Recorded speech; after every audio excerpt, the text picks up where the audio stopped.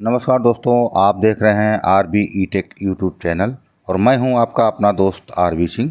हमेशा की तरह आज फिर हम हाजिर हैं एक नए वीडियो के साथ। तो दोस्तों, इस वीडियो में हम जानकारी लेंगे Greaves make 4YDC diesel engine की टॉप ओवरहॉलिंग के बारे में, जिसमें हम जानेंगे इंजन की असेंबली, फ्यूल पंप की timing, Greaves 4YDC diesel engine के टेक्निकल स्पेसिफिकेशन के बारे में, साथ ही जानेंगे इस इंजन के असेंबली डाटा के बारे में। तो दोस्तों, Greaves make 4YDC diesel engine की टॉप ओवरहॉलिंग का कंप्लीट वीडियो देखने के लिए वीडियो में अंत तक हमारे साथ बने रहें।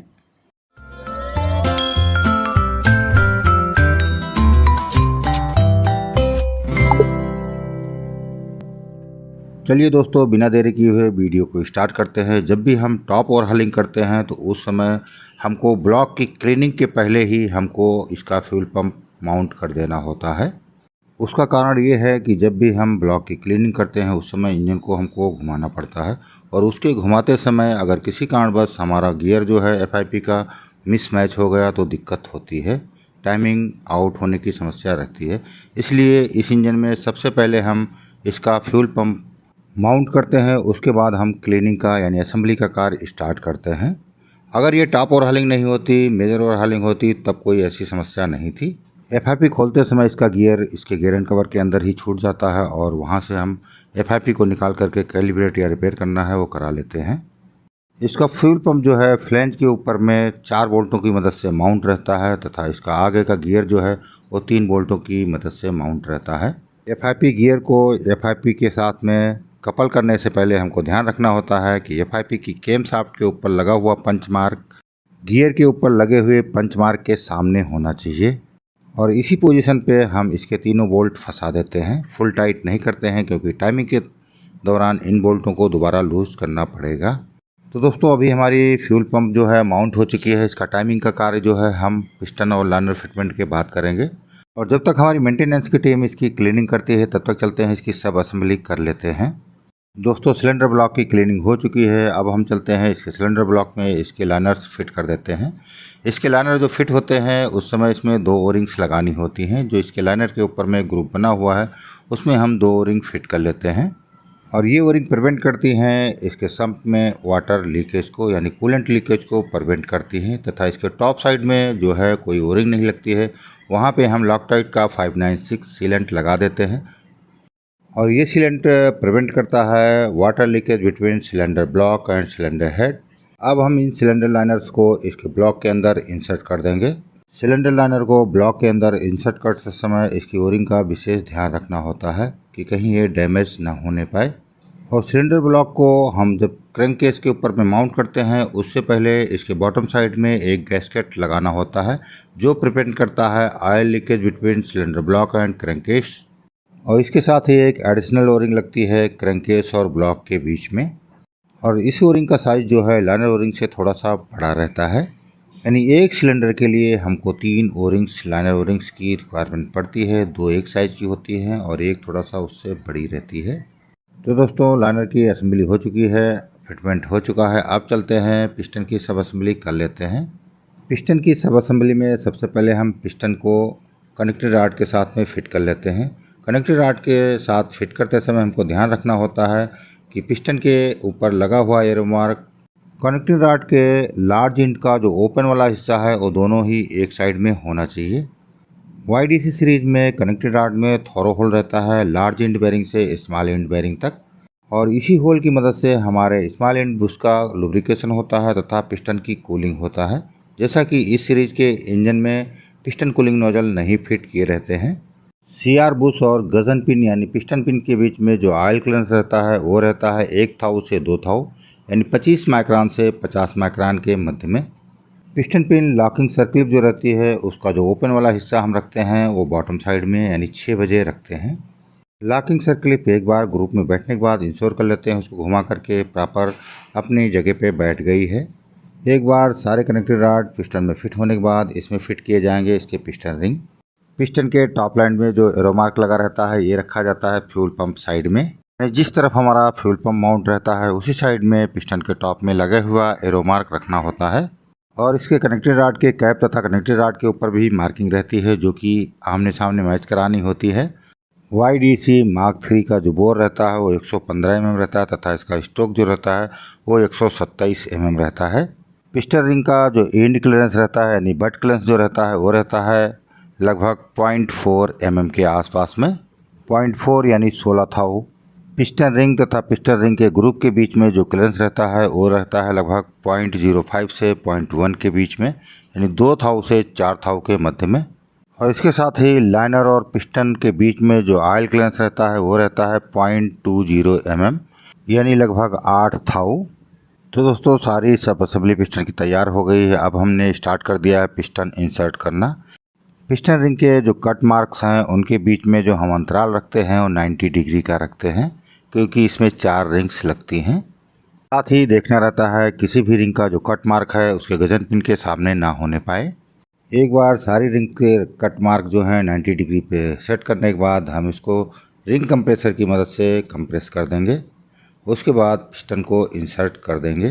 तो दोस्तों टॉप और हलिंग के दौरान हमने इसका रिप्लेसमेंट किया है piston ring, cylinder liner, CR bearings जो कि स्टैंडर्ड की लगी हुई हैं और इसके CR बोल्ट भी रिप्लेसमेंट किए जा रहे हैं। रिंग कंप्रेसर एक बार प्रॉपर टाइट होने के बाद हम इसको किसी लकड़ी की मदद से पिस्टन को इंसर्ट कर देते हैं। कनेक्टिंग रॉड का लार्ज एंड जो है एक बार क्रैंक पिन पे पहुंचने के बाद इसका कनेक्टिंग रॉड का कैप जो है बेयरिंग के साथ इस पर लगा दिया जाएगा। और CR बोल्ट जो है पहले हम हैंड टाइट कर लेंगे, उसके बाद टॉर्क रिंच की मदद से इसको फुल टाइट कर देंगे। कनेक्टिंग रॉड के बोल्ट का जो टॉर्क रहता है वो 24 kgm रहता है, यानी 160 lb/ft। कनेक्टिंग रॉड की फाइनल टॉर्किंग होने के बाद इसका हम प्लेट चेक कर लेते हैं, यानी कनेक्टिंग रॉड का एंड प्लेट चेक कर लेते हैं। तो दोस्तों ऐसे ही 1 बाय 1 सारे पिस्टन फिट कर दिए जाएंगे। उसके बाद हम इसका लेंगे बम्पिंग क्लियरेंस। सबसे पहले जान लेते हैं बम्पिंग क्लियरेंस क्या होता है। Clearance between cylinder head face and piston top line when piston is full TDC, यानी पिस्टन जब हमारा फुल TDC पर होता है उस समय पिस्टन और सिलेंडर हेड के फेस के बीच में जो क्लियरेंस होता है उसे ही बम्पिंग क्लियरेंस बोलते हैं। बम्पिंग क्लियरेंस चेक करने के लिए हम सबसे पहले लेड वायर के 8 पीसेस ले लेते हैं और जिनकी थिकनेस लगभग 3 mm के अराउंड में होनी चाहिए। हर पिस्टन के टॉप पे हम 2-2 लेड वायर रख देते हैं।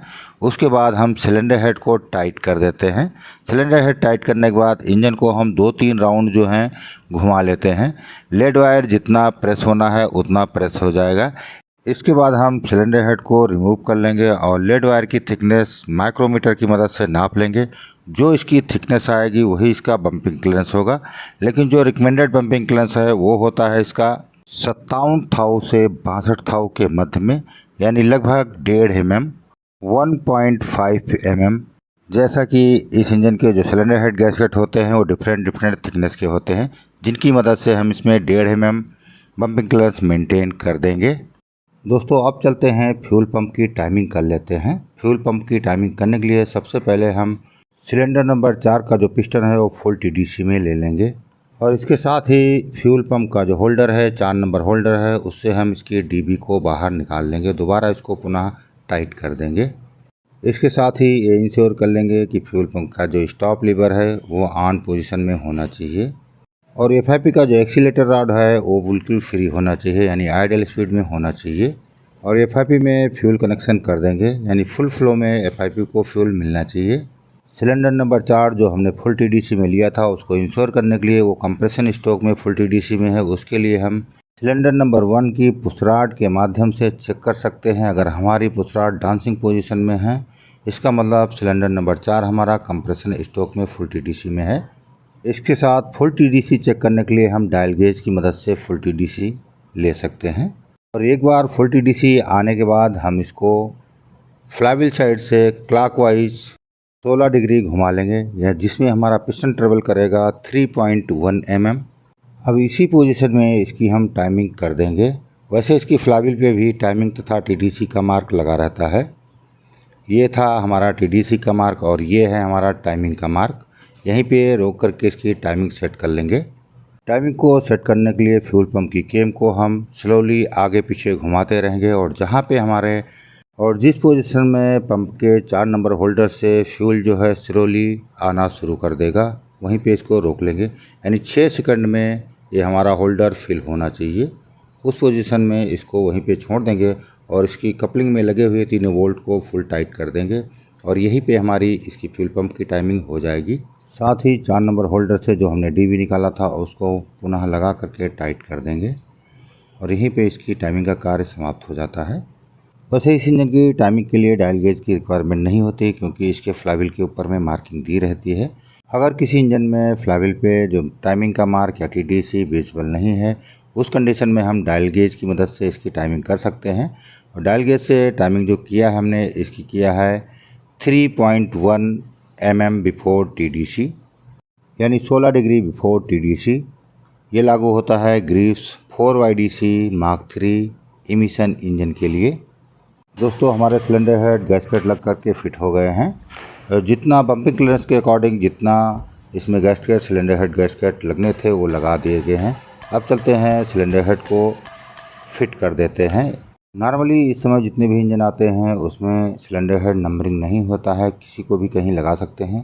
लेकिन इस इंजन में पार्टिकुलर जिस सिलेंडर को जहाँ पे लगाना वहीं लगाया जाएगा, यानी 1 नंबर सिलेंडर को 1 नंबर सिलेंडर में ही लगाया जाएगा और 4 को 4 में ही लगाया जाएगा।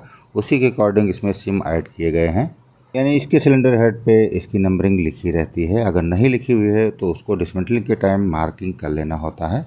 और इसके सिलेंडर हेड का जो टार्क रहता है वो रहता है 85 to 90 lb/ft। अगर केजी में लेंगे ये अप्रॉक्सीमेट 14 kgm हो जाता है। सिलेंडर हेड की टार्किंग के बाद हम इसके राका लीवर लगा देंगे और इसकी टैपेट सेटिंग कर देंगे। इसका जो टैपेट क्लियरेंस रहता है वो रहता है 0.2 mm, यानी 8 थाउ। इनलेट और एग्जॉस्ट का क्लियरेंस जो है कॉमन रहता है, यानी दोनों ही वाल का 0.2 mm टैपेट क्लियरेंस सेट करना होता है। इसके विपरीत अगर ये मार्क 2 होता, YDC मार्क 2, वहाँ पे 16 थाउ करनी पड़ती, यानी 0.4 mm। और जिस समय हम इसकी टैपेट सेटिंग करते हैं पार्टिकुलर जिस सिलेंडर की, वो सिलेंडर होना चाहिए हमारा कंप्रेशन स्ट्रोक में फुल TDC पे। इसको पता करने के लिए हम फ्लाईव्हील के ऊपर लगा हुआ TDC का मार्क ले लेते हैं। TDC का मार्क पहला आएगा तो उसमें 1 और 4 सिलेंडर TDC पे रहेंगे। उसमें से कंप्रेशन वाला पता करने के लिए हम थोड़ा आगे पीछे फ्लाईव्हील को घुमाएंगे और जो वाल हमारा डांसिंग कर रहा है, माना 1 नंबर का डांसिंग पोजीशन में है तो हमारा 4 नंबर कंप्रेशन स्ट्रोक में होगा और 4 नंबर की हम टैपेट सेटिंग करेंगे। और 180 डिग्री और घुमाएंगे तो हमारा 2 और 3 TDC पे आ जाएगा। इसको भी सेम वैसे ही पता कर लेंगे। अगर 2 नंबर हमारा डांसिंग पोजीशन में है तो 3 की हम टैपेट सेटिंग कर लेंगे। अगर 3 हमारा डांसिंग में है तो हम 2 नंबर की टैपेट सेटिंग कर लेंगे। अगर हमारा फ्लाईव्हील कवर्ड है तो उसको हम टैपेट सेटिंग के लिए इसके फायरिंग आर्डर के अकॉर्डिंग कर लेंगे। इस इंजन का जो फायरिंग आर्डर रहता है वो रहता है 1 3 4 2। और पोजीशन लेने का तीसरा मेथड रहता है, उसके लिए हम किसी भी पार्टिकुलर सिलेंडर को ले लेंगे और इंजन को एंटी क्लॉकवाइज घुमाएंगे। पहले हमारा इनलेट ओपन होगा, फिर क्लोज होगा, उसके बाद 180 डिग्री और घुमा देंगे और हमारा पार्टिकुलर वो सिलेंडर जो है टैपेट की पोजीशन में आ जाएगा। दोस्तों इसके राका लीवर तक जो ऑयल पहुंचता है इस ब्रांच पाइप की मदद से पहुंचता है। ब्रांच पाइप सिलेंडर हेड से कनेक्टेड रहता है। सिलेंडर हेड में इंटरनल होल रहते हैं। इस होल की मदद से इसके राकर ब्रैकेट में ऑयल पहुंच जाता है और राकर ब्रैकेट से पहुंचता है इसकी राकर शाफ्ट में और राकर शाफ्ट से राकर लीवर के बुशेस तक ऑयल पहुँच जाता है। राकर लीवर की लुब्रिकेशन के बाद ये रिटर्न हो जाता है सम्प में, यानी सम्प में ड्रेन हो जाता है। अब चलिए इरेजर डाल लेते हैं इसकी क्रैंकशाफ्ट की एंड फ्लोट पे। क्रैंकशाफ्ट की असेंबली के समय जो हम इसमें एक्सल फ्लोट यानी एंड फ्लोट जो क्रैंकशाफ्ट का रखते हैं वो रखते हैं 4 थाउ से 12 थाउ के बीच में, लेकिन असेंबली के बाद ये इतना पूरा का पूरा नहीं मिलता है। इंजन की कंप्लीट असेंबली के बाद जो हमको इसका एक्सल फ्लोट मिलना चाहिए यानी एंड फ्लोट मिलना चाहिए, वो मिनिमम 2 थाउ से 4 थाउ के बीच में मिलना ही चाहिए। टैपेट सेटिंग का कार्य पूरा हो गया है। अब चलते हैं इसके मैनिफोल्ड्स वगैरह लगा देंगे। उसके बाद इंजन में ऑयल और कूलेंट फिल करके इसको स्टार्ट करके देखेंगे। इंजेक्टर पाइप टाइट करने के बाद हमें इंश्योर कर लेते हैं FIP की रैक फ्री चल रही है, यानी कहीं जाम तो नहीं है। अगर किसी कारणवश इसका होल्डर ज़्यादा टाइट हो जाता है तो इसकी रैक जाम होने की संभावना रहती है। दोस्तों इंजन की असेंबली का कार्य यहीं पे ख़त्म होता है और इंजन हमारा पूरी तरीके से रेडी हो गया है स्टार्ट होने के लिए। इसमें हमने टॉप ओवरहॉलिंग में जो स्पेयर्स रिप्लेसमेंट किए हैं वो किए हैं liner piston ring, CR bushes and bearings, वाल शीट, वाल गाइड्स, टर्बोचार्जर की किट डाली गई है यानी टर्बोचार्जर रिपेयर हुआ है, HE आफ्टर कूलर की क्लीनिंग हुई है, साथ ही इंजेक्टर और फ्यूल पंप की रिपेयरिंग हुई है तथा कैलिब्रेट किए गए हैं। अब हम इंजन को स्टार्ट करेंगे और इसको लो आइडल स्पीड में लगभग 15 मिनट चलाएंगे और इसकी परफॉर्मेंस चेक करेंगे। उसके बाद हम इसको रेटेड स्पीड में चलाएंगे। उसके बाद इसमें हम लोड डालेंगे। तो चलिए इंजन को स्टार्ट करके देखते हैं। दोस्तों इंजन स्टार्ट हो गया है और इंजन स्मूथली रन कर रहा है लो आइडल स्पीड में। तो दोस्तों वीडियो ऑलरेडी काफ़ी लंबा हो चुका है। इस वीडियो में बस इतना ही। फिर मिलते हैं किसी नए वीडियो के साथ। ये वीडियो आपको कैसा लगा कमेंट करके और बताएं। अगर ये वीडियो आपको 1% भी लाभप्रद लगा है तो अपने दोस्तों के साथ शेयर करना ना भूलें। वीडियो में अंत तक हमारे साथ बने रहने के लिए धन्यवाद। Thank you for watching. जय हिंद।